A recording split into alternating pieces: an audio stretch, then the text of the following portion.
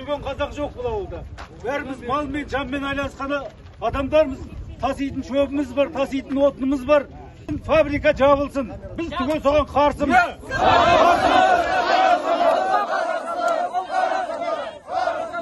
Бұл жерде міне рауғаштар өседі, қызыл гүл өседі, қызыл кітапқа кірген бәрі. Соның мына өзенімізге кетсе, өзенімізде Таймен деген бар, қызыл кітапқа кіреді. Оның өзенде мынау су бәрі, мына жерде бір бастауымыз бар, мына жерде бір бастауымыз бар. Соның бәрі кетсе, бәрі балықтың бәрі қырылады қойды. Мына жылға да бастау бар, міне бір бастау. Мына жерде екі бастау бар, ана сайда бастау бар. Соның бәрін Маралда өзеніне бар құйылады. Жаңа айтты ғана балықтар талменде таза суда жүреді балықтар. Міне мынарда өсімдіктерден жаңа қызыл гүл, рауғаш өседі, бүлдірген дейді. Бүлдірген өседі бәрі. Ана аңдардан суыр, ана саршындақ бәрі аңдар, түлкі түгел осы жер жүреді. Оның вреднесі жоқ дейді ана жолда. Өлген қанша мал болды. Міне жаңа көріп тұрсыздар, ана жайылып жүрген ауылдың малдары. Оның бәрі қайда барады? Шығаратын екі сиыр сауып күн көріп отырған, ол сиырдарын да бағалмай қалады ертең. Ауылмен жұмыс істейік, ауылды көтерейік деген. Ауылды көтерген осы міне. Мынау сианит деген бәлесі дейді, сонымен жуамыз дейді. Бұлың ауаға тарайды, ауадан суға кетеді. Мына судың басы, біздің су деген ең таза су. Біздің мына суын ішіп отырған суымызбен ауамызды болғаннан кейін адамдарды ақырын қысас қып осы жерден үндемей көшіру ғой енді. Күш көрсетпей көшірудің амалы бұл енді. Цианид натрия используется. Пусть он в каком виде? Натрия, ол қандай болсын. Где есть слово цианид, понимают ядовитые вещества. Если он один раз попал в почву, мы знаем, объемы там для данного процесса немало используются. Это уже знает процесс. Шастастан облысы бойынша, мен Казгидромет, мы занимаемся государственным мониторингом. Экологический мониторинг именно по качеству воды мы это делаем. Хочу сказать, жаңағы Маралды өзені, ол келіп Күршім өзеніне құяды. Күршім өзені кейін сағасымен Зайсан көлі водохранилище Бухтар-Минское, которое последующим попадает в трансграничную реку Иртыш. Соответственно, мы несем ответственность за именно состояние воды. Мониторинг, цианиды, жаңағы айтқан цианиды, мы их не поймаем. Сразу айтам, цинк, пыли, мы их не поймаем. Егер ол только почваға барып, донные отложения болып, судың түбінде жатса, ол кейін көрсетеді өз. И не будет живности и в окружающих территориях. Там все разбежится просто с округи живности, и крупная, и мелкая, все, что там обитает. Естественно, пострадают те растения, которые внесены в списки Красной книги Республики Казахстан, да и России, Международную Красную книгу.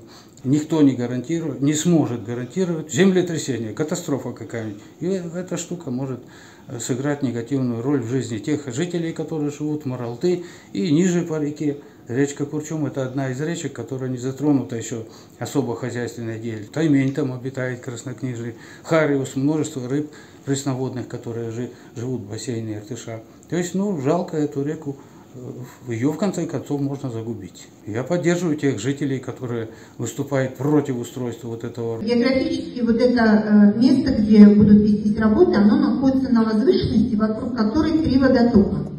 Обязательно какой-то из этих водотоков воздействие будет оказывать. Поэтому это должно быть учтено.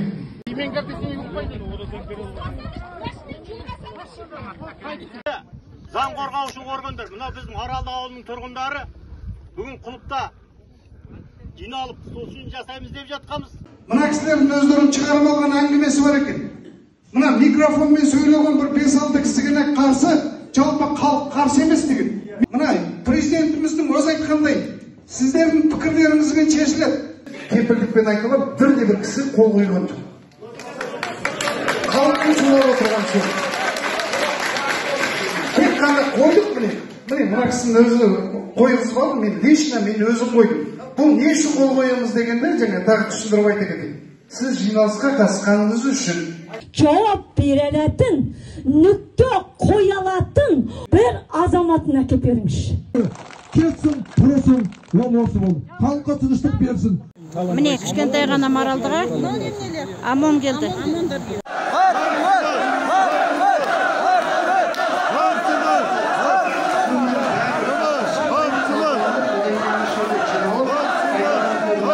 В основном выступают против именно те люди, которые переехали с села Маралды. А эти общественные слушания, я думаю, будут проходить с учетом мнения именно местного населения, которое проживает именно в этом селе. Сегодня никаких ограничений по реализации своих законных прав у инвестора нет.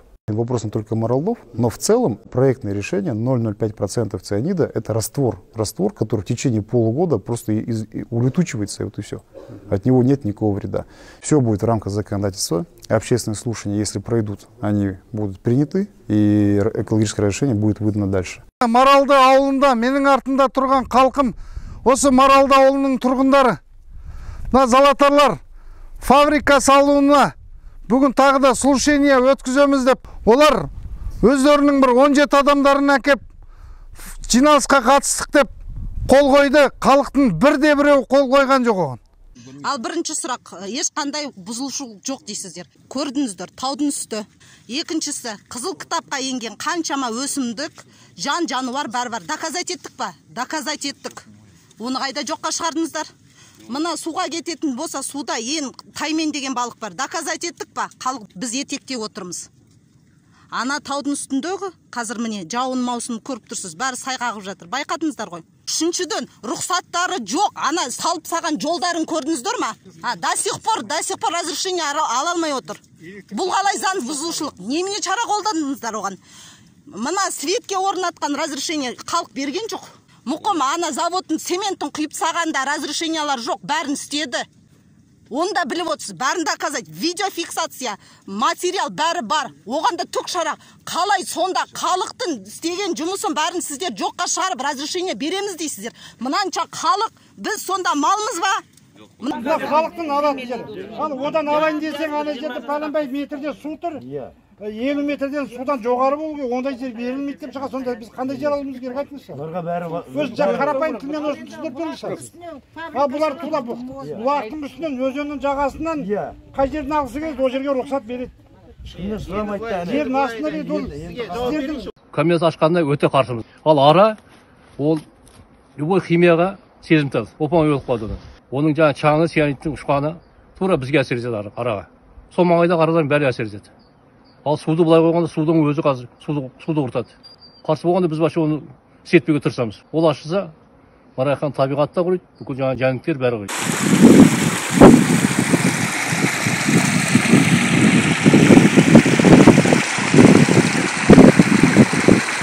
Мынау жаңағы өсімдік деп жатырсыздар, дұрыс, оның барлығы. Сол қанша зиян келеді, оның барлығын заң жүзінде инвесторлар жан-жақты тексеріп, қанша зиян, оның барлығы ақшасын төлеткізеді. Оның барлығы тексеріледі.